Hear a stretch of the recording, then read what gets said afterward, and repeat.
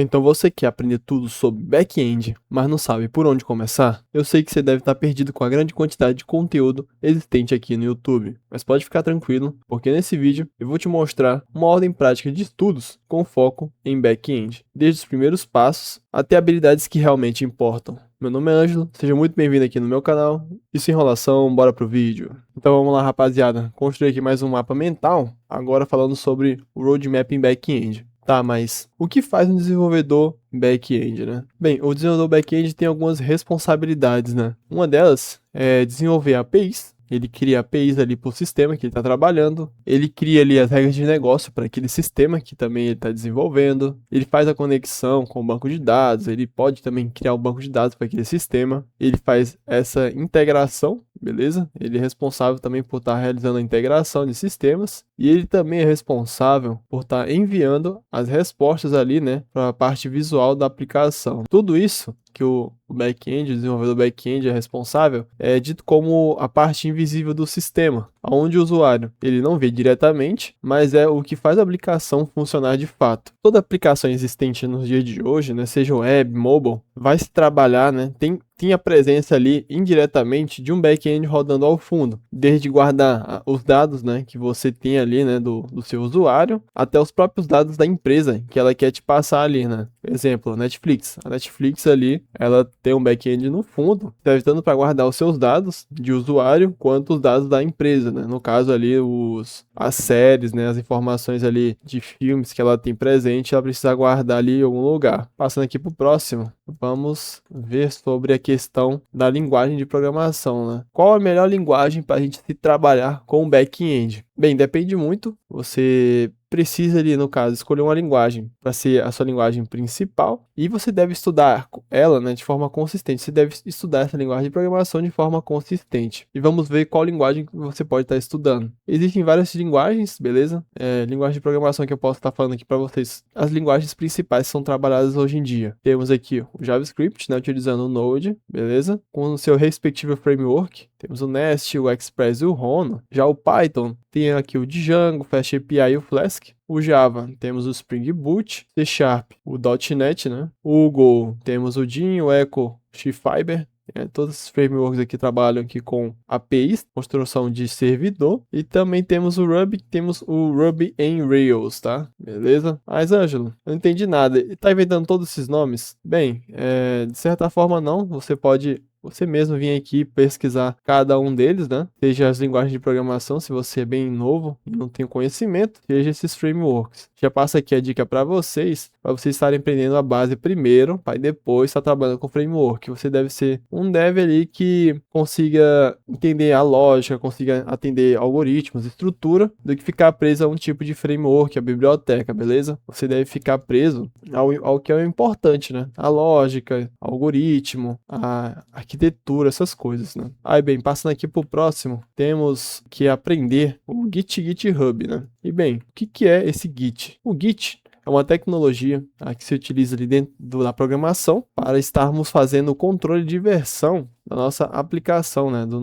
nossos códigos. E com isso, ele salva também o histórico do nosso código e ele ajuda a fazer o controle das mudanças ali no projeto. Quando você utiliza o Git dentro da sua aplicação, você consegue ter todo um fluxo ali, né, de versões do seu projeto e você consegue ali estar facilitando o desenvolvimento, principalmente em equipe. Beleza? Principalmente em equipe. Quando o cara está desenvolvendo só, ajuda ele também a estar subindo ali as versões em uma nuvem, né? Mas isso aqui é muito importante quando o cara está trabalhando em equipe. Passando aqui para o próximo, né? Que é o GitHub. E o que seria o GitHub? O GitHub é nada mais ali que uma plataforma que hospeda os repositórios. Ele facilita ali a colaboração com outros desenvolvedores, que é bem parecido ali com uma rede social, mas o GitHub ele vai muito além disso, ele não é só uma rede social. E ele também faz essa questão de expor, de mostrar os seus projetos ali para outras pessoas. E temos os conceitos básicos, né, de estar trabalhando com o Git. E bem, o Git, de início, ele tem vários tipos de conceitos, né? O próprio conceito de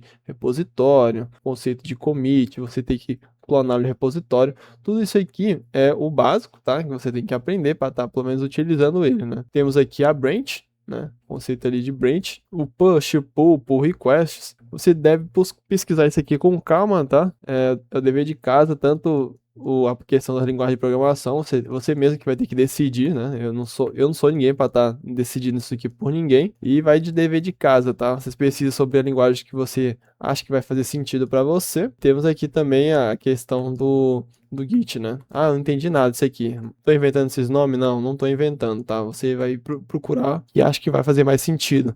Passando rápido aqui, né? Que agora que eu lembrei de um negócio sobre linguagem de programação, que eu acho que vai fazer sentido, né? Por exemplo, se o cara ele quer ser um especialista em back-end, trabalhar só com isso, talvez um Java da vida, um C Sharp, seja ali bem interessante, tá? Se o cara quer ser um especialista em back-end. Se o cara quer ser um full stack da vida, que trabalha com back e front, o Node talvez seja uma boa solução. O Node ali é bastante interessante. Se futuramente você quer trabalhar ali com Machine Learning, com Deep Learning, o Python é uma excelente escolha também, tá? Uma excelente escolha. Microserviços, o próprio Go Ruby são muito bons com isso, né? O Go Ruby, principalmente o Go, tá? Mas tudo isso aqui depende de um mercado, tá? Não adianta você saber sobre Python, sendo que a demanda lá esteja muito baixa, né? O mercado não esteja muito bom. Não adianta você só saber essa linguagem, que às vezes você não vai nem conseguir ter emprego. Tem que ver isso com calma, beleza? Pois bem, né? Passando aqui pro próximo, temos a questão dos fundamentos da programação, né? E os fundamentos que eu já falei aqui, eu vou falar de novo, são esses aqui, né? Própria lógica de programação. E bem, sobre lógica de programação, eu fiz um vídeo aqui recentemente abordando, né? De forma simples e rápida, questão da própria lógica. Você vai lá ver depois com calma. Temos aqui a parte da estrutura de dados, que eu abordei aqui as principais, você pode estar dando uma olhada depois, sobre arrays, listas, pilhas, filas, hash, né? Hashing maps, questão de conceito de árvores. Você pode estar estudando também sim estrutura de dados, questão de algoritmos, busca, ordenação, recursão e complexidade básica e a própria questão da resolução de problemas, né? Sempre eu falo desde o primeiro vídeo desse canal quão é importante você estar resolvendo o problema das pessoas, né? E é claro, para você resolver um problema da pessoa, você não precisa estar criando uma solução mega elaborada, uma coisa que vai mudar o mundo. Você já resolvendo o problema de uma pessoa, de uma empresa específica, você ganhou, tá? Você já resolveu aquele problema e tá tudo certo. Passando aqui pro próximo, quero abordar o conceito aqui de banco de dados. E bem, todo back-end precisa de um banco de dados para fazer o armazenamento de informações, o armazenamento ali dos dados em específico, beleza? E aqui temos dois tipos de bancos de dados. Você pode estar trabalhando com um banco de dados relacionais, que são o banco de dados MySQL e o Postgres, e o banco de dados não relacionais, tá? Que são a questão do MongoDB. E tem outros também tipos de banco de dados, né? Eu só abordei aqui os mais utilizados no mercado. E bem, qual a principal diferença entre o relacional e o não relacional? O banco de dados relacional são aquele tipo de banco de dados, são criados ali tabelas e são interligados ali entre linhas e colunas, beleza? Eles têm uma grande integridade entre esses dados e dificilmente eles vão precisar ali de uma manipulação daquela tipo de modelagem, tá? É um negócio que é bem mais fixo, né? Já o banco de dados não relacional é aquele tipo de banco de dados que ele já é mais flexível, diferente do relacional, né? Que ele sempre tende a se manter daquela estrutura. O não relacional, para você ter noção, a flexibilidade dele é tão boa que ele consegue trabalhar ali com o JSON, né? Ao menos ali a estrutura dele é bem semelhante ali a um JSON. E ele tem uma proposta diferente do relacional, né? Que relacional ele além de ser flexível, ele não tem uma escalabilidade tão boa quanto o não relacional, né? O não relacional ele já serve para justamente isso. Além dele ser flexível, ele atende ali uma boa escalabilidade, né? A longo prazo de um projeto. Mas, Ângelo, então você quer que a gente trabalhe só com o banco de dados, o MongoDB? Não necessariamente, tá? Cada projeto vai ter sua peculiaridade. Às vezes você está utilizando um Postgre ou MySQL, você já consegue estar fazendo tudo no seu projeto vai estar funcionando muito bem. Só que para projetos mais escaláveis, o MongoDB talvez deve fazer mais sentido. E bem, passando aqui para o próximo, temos a criação de APIs. E bem, o que é uma API, né, Ângelo?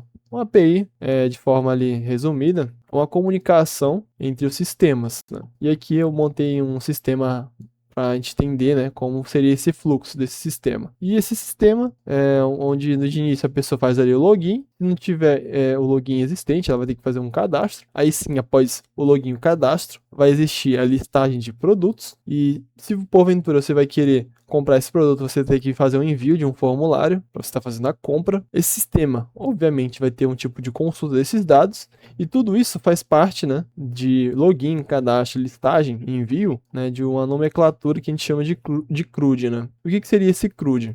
O CRUD Vou até dar uma espaçada aqui, né?